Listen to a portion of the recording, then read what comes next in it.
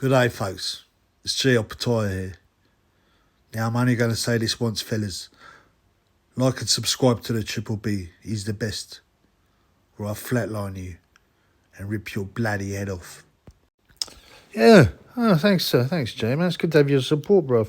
Obviously, everybody knows that Triple B's a big Jai Opetaia fan. And obviously, you can now see Jai Opetaia is a big Triple B fan. So do as the man says, blood. Yeah? Like and subscribe and share. If you want to show some love, you donate. Feel me? Oh, yeah, look, what's up, man? The Triple B base, boxing basement, in the house for the fans. Remember, yeah, you like what you see, subscribe if you haven't already, and like. Share it as well, you get me? Now, you got to like to keep the haters away. There's a lot of haters in this world. A lot of haters. Now. So I have one of my Aussie fans, Jai Opetaia, says, pointed out to me in Australia, that there's this article. I searched on it. Sure enough, it's true, man. What does it say? Well, I'll tell you what it says, man. It's one of the most ridiculous things I've had to make a video on. You get me? Jake Paul bragging, that he can dethrone. That he can dethrone Jai Opetaia. Now, everybody knows that Triple B's a big Jai Opetaia fan, right? And there's good reason for this. He's talented. He possesses aggression, relentlessness, power, speed, footwork, accuracy. Yeah? And people say, hasn't fought him. Well, obviously Bradis, he won. And I remember, I'm very proud of this. I pointed it out. Everyone's going, no, Bradis too experienced. I said, I watched this boy. I watched some videos of him, As I said, if you really want to know about a fight, you got to watch some footage. And I was like, man, this guy is some super talent, blood. And I picked up that he'd been in the 2012 Olympics in London. You remember those Olympics where Jai got gifted undeservedly the medal, despite losing to Erislandy Savon in the early ones. Possibly, one way or another, Ivan Dishko. I don't know what's happened to Ivan Dishko. Anybody know? Tell me in the comments. Where's Ivan Dishko, man? Yeah, he should be right up there, fighting on the Turkey al-Sheikh. Maybe I'll do a video on him. I think that could have gone either way. I think Jai won by only 2 points, but it ain't gonna happen in the London Olympics, which are basically the boxing where the super heavyweight was geared to make you Jai. The Olympic gold champion. And of course, Roberto Camarelli was absolutely robbed. And he was a lot shorter than Jai. It was I think that would have been his second gold medal. That was a disgrace. But anyway, people used to think that Britain was fair, and it used to be, but not anymore. Now, the fact that the Opetaia, he was 17 at the time, right? And he was fighting as a heavyweight. Just a little piece of trivia, yeah. I was just on BoxRec. Yeah, wanted to check out Jay's amateur career. And I was searching for Opetaia, yeah? You know how many there are? 1, 2, 3, 4, 5, 6, 7, 8, 9, 10, 11, 12, 13. 13 Opetaias have turned pro. Obviously, I don't think most of them, just had a few short careers. But it's quite interesting, man. Maybe it's a big name in the Samoan community. But, because Samoans, there are not that many Samoans in the world. But, they're big. Anyway, so Opetaia, as I said, 2012 Olympics, age of 17. That's gotta like come under the radar. You'd be like, whoa, And he met. Let me see. How did he do? He went out. He went out in the first round to Timur Makhmadov, who's your typical. He's from Azerbaijan, born in Russia though. But one of them. They churn out these heavyweights, don't they? In the old USSR. You know what I'm saying. But So he went out in the first round. That's fine. He's 17. He's a youth. And he carried on, as an amateur until 2014. Now, he was fighting a heavyweight all the time. So from 17, he's been a heavyweight. And obviously, heavyweight division in the amateurs is the same as the cruiserweight division in the pros. So bear that in mind. And it makes you think, well, really didn't grow up from the age of 17 until 28. He's 28 now. He's in the prime. He's in the prime of his career, and he's set obviously to fight to Marius Paredes. But this ain't what this video is about. It's not about Jai Opetaia. Well, it is slightly, but it's mainly about this Jake Paul character. Now we all know who Jake Paul is. He's one of the biggest global names and blah blah. And by the way, I don't hate on him. And I find it weird when you get all these guys going, oh, well, he's not really he's not a real boxer. He's not a real boxer. He's a YouTuber. Well, you can be both, by the way. Yeah. And you may argue, oh, his record is obviously eight wins, 5 by KO, and 1 loss on points. Now, people say he's not a real, he's a YouTuber. Well, he's not a real fighter. He hasn't fought. Well, certainly he hasn't fought anyone of any great shakes. Yeah, I mean, he debuted against Ali Isan Gib. You know why he got his name? Look at it backwards. Big nose. Gib Isan. Big nose, if it's backwards. Big nose, I think he's called so. Isan Gib. Whatever. He's a bum. He got done in the round. I want money on that. Nate Robinson's a basketball player. So, Gib had actually fought as an amateur, or at least, excuse me, unlicensed or whatever they call it, misfits type sting. Nate Robinson, obviously, he got blown out 2 rounds. Poor guy, he got leveled. He'd never fought. Ben Askren, obviously, he'd fought in a cage. But his stuff was about the ground. He got blown out in a round. Won a lot of money on that. Tyrone Woodley, I didn't win. I lost money in it. But Woodley's a tough guy. Again, he's considered a good striker, but this is his first pro bout. So there's all debutantes, right? Now, you can have a go at him. Oh, well, he's a bum. Well, he was a novice himself, Jake Paul. He's got no amateur career.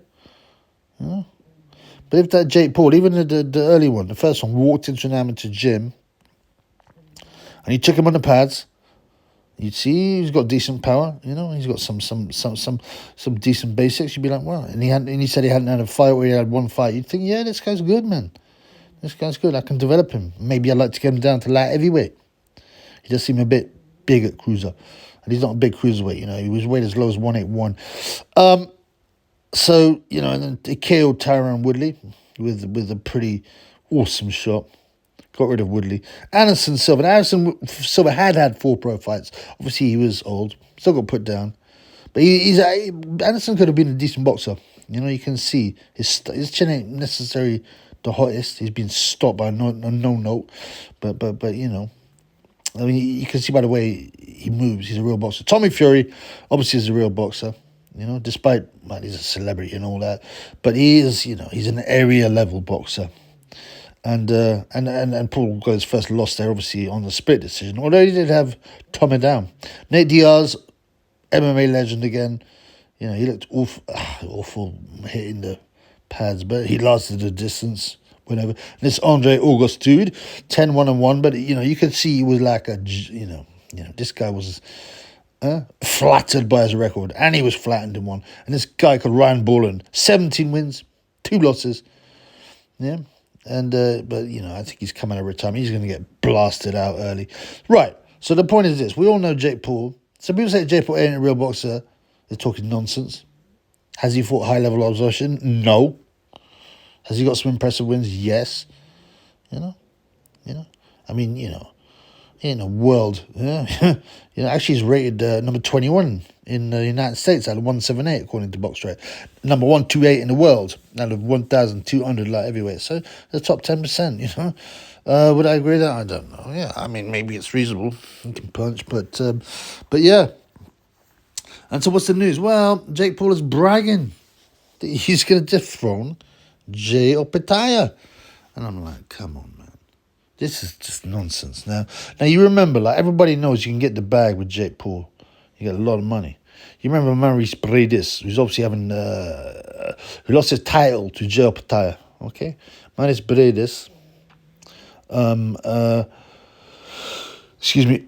He was embarrassing himself before the Opetaia fight a few years ago. You remember that? Cringing with his tattoo and it was awful. He had a Jake Paul tattoo on his leg, right? Marius, what is he thinking, man? He was a 35-year-old man or whatever, acting like that. I know what he's thinking. He wanted the bag, but come on, man, that tattoo. Yeah, and he started to call himself. He was calling out Paul, and he dressed up as Super Mario Brothers. I mean, come on, blood. It was a bit embarrassing, but I can understand. He's getting late. Yeah? He'd get a super payday. He's not going to get that, multi-million-pound payday anywhere else, is he? I mean, he might get a decent payday from Turkey, a Sheikh, but I don't think it'll be more than $500,000. Whereas if he fought Paul, it'd be like 10 mil. But he's not champion anymore anyway. So, Paul ain't calling him out. Obviously, Paredes is fighting Opetaia. If Paredes won, which he's not expected to, and I don't expect him to. He's 37 now. He's been out of the ring since the first fight, and you would imagine Opetaia won't have the broken jaw from round 2. I think Opetaia will stop a very brave Paredes, and I rate Paredes, but he's 37 now. And he's been out of the ring. He's been inactive. He's coming to the end of his career. He knows it. And it's cringe for such a good fighter to go so low. But like I said, I guess he was going for the payday, but now he's just got a stupid tattoo and no world title. The thing is, right? The crazy thing is,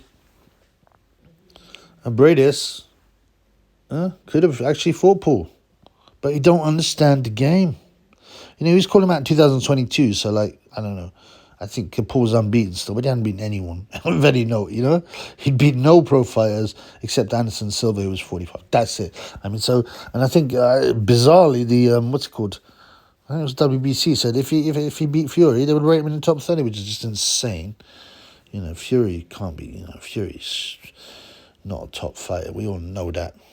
But regardless, anything can happen in boxing. Remember Pete Rademacher, although he's Olympic pedigree, he fought Floyd Patterson in his first fight. We've had loads of weird fights, weird big fights. Obviously, Ngannou is the most recent one. Almost knocked out the heavyweight champion, the alleged lineal heavyweight champion. Tyson, the Gypsy Queen.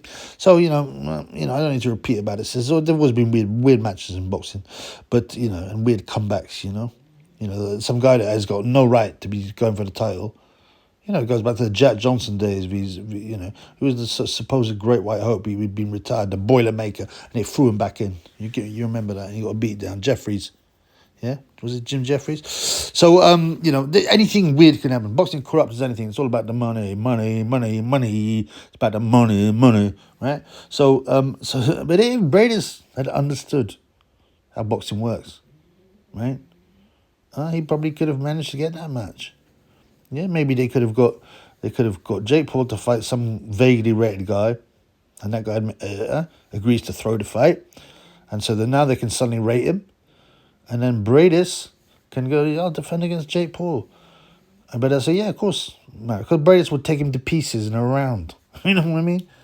Bradis is good, especially back then, but he don't understand the game. He said, look, I'm ready to throw this fight. Yeah, but I want my bag. I want my 10 mil or 5 mil, whatever. I'm ready to throw. But he's probably too proud. He's like, throw that fight against that bum. And they go, well, you ain't getting the fight, blood. So I got a tattoo with it. What good that did him. But yeah, poor old Brady. He's not the sharpest pencil in the case, is he? But anyway, so back to this claim, right? By Jake Paul that he would. Fight Opetaia and beat him. I mean, come on, man. Opetaia is considered the greatest cruiserweight at the moment, right? Obviously, the best, the number one. Yeah, he beat the former number one, and then he defended in style, right? So, I don't know. I mean, I just who else? Surely Jake Paul should go for Chris Billum Smith, something like that. He might even have a vague chance there. Yeah. Badu Jack's old. Go, look, Badu, come on, man. Accept a couple of mil. Take a dive. Take a knee. We'll do it in Saudi. Yeah. Is Gilberto Ramirez? He's the number one. Is he? No, he's not even the champion, but he's rated number one by the box rec. But who's the other champion? Oh yeah, this guy from Armenia, Norer Mikhalyan. I don't know if I pronounce it correctly, but they could probably talk him into. He's 33. They could probably talk him into throwing it, but anyway, yeah. That's why he's. I know he's wanting. Yeah, he's wanting to have his name. But I mean, Jake Paul doesn't need to get his name by calling out Opetaia. He's obviously the big name. But, you know, to try and pretend that he's going to dethrone Jai Opetaia. He does say, oh, I want to meet him as soon as next year. Right? Yeah. And he says, probably about 2 years I need. But within 2 years, right? So that's within 2 years. So basically saying it around. And he's, you know, come on, blood. There's not a human alive on this earth who knows anything about boxing. Even an idiot like Rob Tebbett.